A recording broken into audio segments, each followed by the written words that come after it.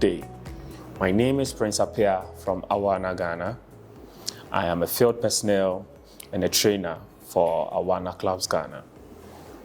Today I'm going to take you through the discipleship material.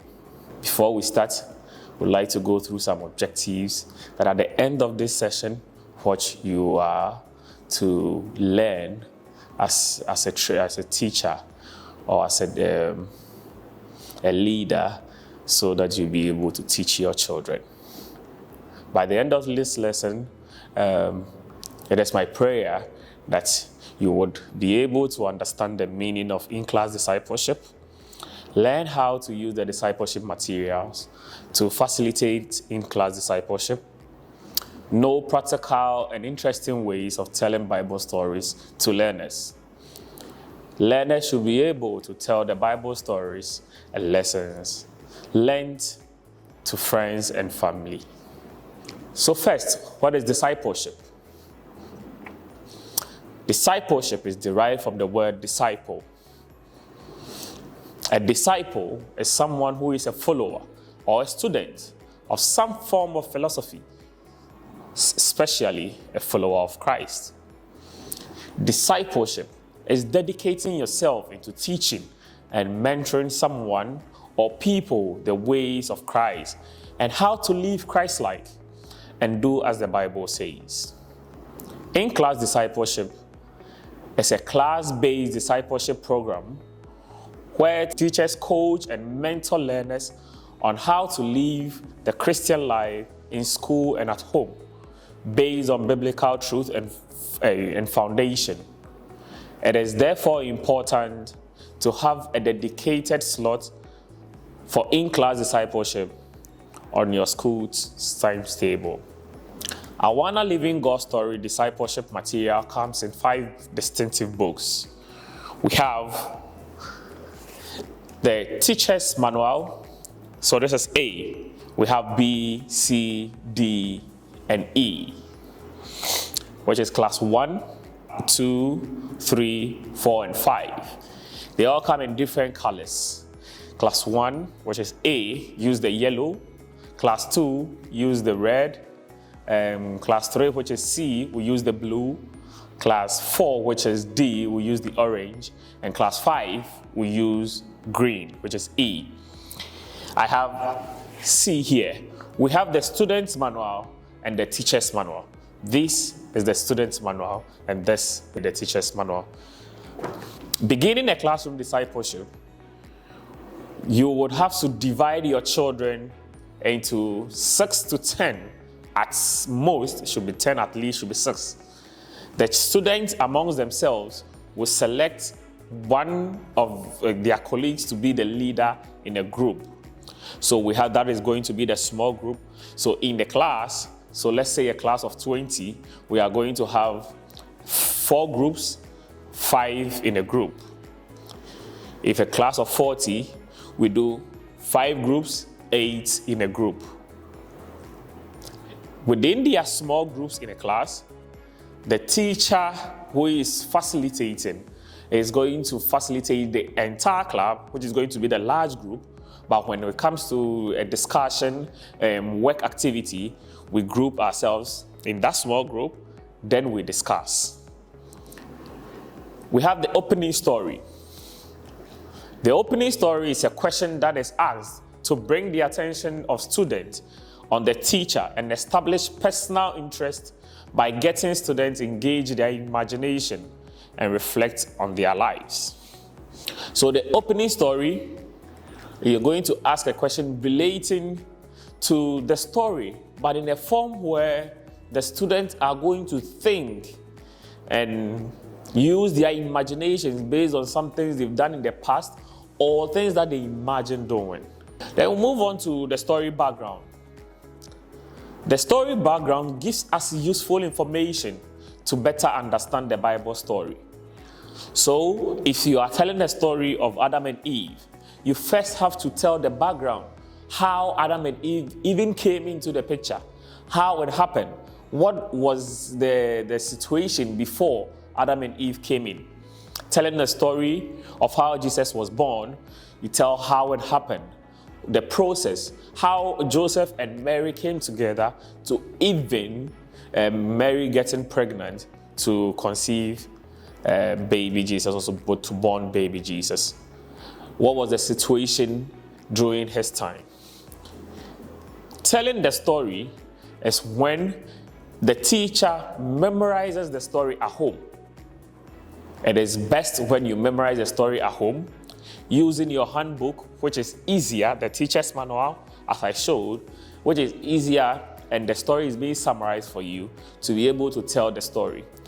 It is always accurate to have your physical Bible with you and open to where the story is taken from, to indicate to the children that the story you are telling isn't from your own words, but it's from the Bible.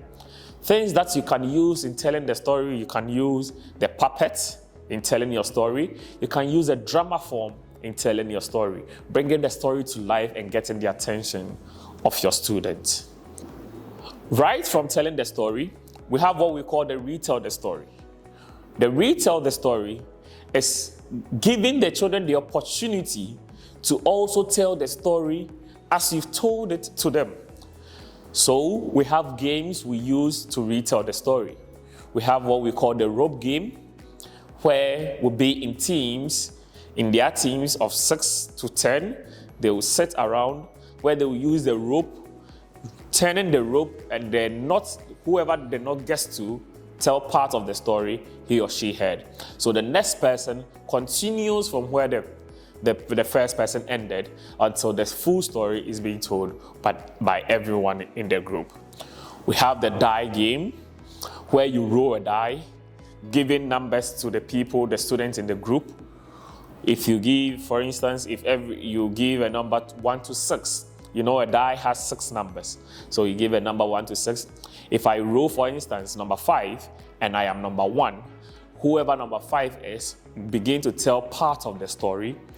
And when the teacher says stop, you stop, or the leader says stop, you stop. You roll again. Whoever the other number is will continue from where 5 left off. Okay. We have memory verse. Memory verses are very important during the Bible story lesson. After we want the children to be able to memorize the verses and be able to say it, the Bible says the word of God does not go come out and return to him void. It always goes and accomplishes a purpose in the life of whoever has memorized it. So if it comes to the child, we believe that in the life of the child, this verse is going to come back and then accomplish a purpose in their life. So we believe in memorizing the Bible verses. In this case, the children are going to learn the memory verses using various methods, like the hand motion. We have the first letters, we have the write a song, and we have drawing of pictures. So you can draw pictures of the main phrases of the memory verse so that the children will be able to follow as you point to the pictures or the drawings that you've made from the verse. With the first letters, you write the first letters of the memory verse on a board or a sheet of paper, then the children will hold it. So if it is, for instance, John 10:30, I and my Father are one, it is very good for short verses and not long verses. So John 10:30, I and my Father are one. We have one student with a placard holding I, the next one, F, the next one, continues to we have the first letters. So when you raise it, the children mention the word that is associated with the letter. At the end of it, the children can memorize the memory verse. We have write a song, where you get a tune from a children's song, a Christmas song, then you just fix in the memory verses in this so that they will be able to sing it as they go along. And we know that children love to sing. And song is a very good way of learning. So if they are able to listen or sing these songs, by the end of the lesson, they will be able to memorize or say the memory verse from memory. We have visual books that we use. The visuals are picture form to tell what the story is all about. So the visuals are in pictures to depict the story in the Bible, The most important thing during classroom discipleship is what we call the action step. The action step is a question asked a student to commit him or herself into doing something at the end of the lesson. And the simplest thing, the minimum thing a student can be asked to do is to share the story with a friend or a family member and be ready to account or give account on it as to how it went when he or she went out to share the story with this friend. In the handbook, you can also find things to know. The things to know are new words or words that we assume are beyond the children, which are explained in the book for the children to be able to understand such words. So, for instance, if I'm telling a story of Noah and I make mention of ark is a very big word that we assume that is beyond the understanding of children. So then the book explains what an ark is. So if wherever they see an ark in the story, they know that you are referring to a very big ship. The book also comes with exercises. The student's manual has exercises in them, which are given to the students as homework for them to go and do at home and come back and report on it as it is done. At the end of it all, we have what we call a prayer session, where you pray for children in your class, and you also pray for children who have committed themselves into doing an action step for God to protect and grant them courage as they go out to share their story with their friends. Then you bless them as they do this. So we just want to recap our objectives as we did mention in the beginning. We said that at the end of this lesson, we want you to be able to understand the meaning of discipleship, to learn how to use the discipleship material to facilitate in-class discipleship, to know practical and interesting ways of telling Bible stories to learners, and most importantly, learners should be able to tell the Bible stories and lessons learned to families and friends. We did mention that we have the small group and the large group. We have the story opening. We have the story background. Then we tell our story. After telling the story, we retell the story. Then we have the memory verse. We have the visual books. We have the action steps. We have the things to know. We have the exercise for the children. Then we pray at the end of the lesson.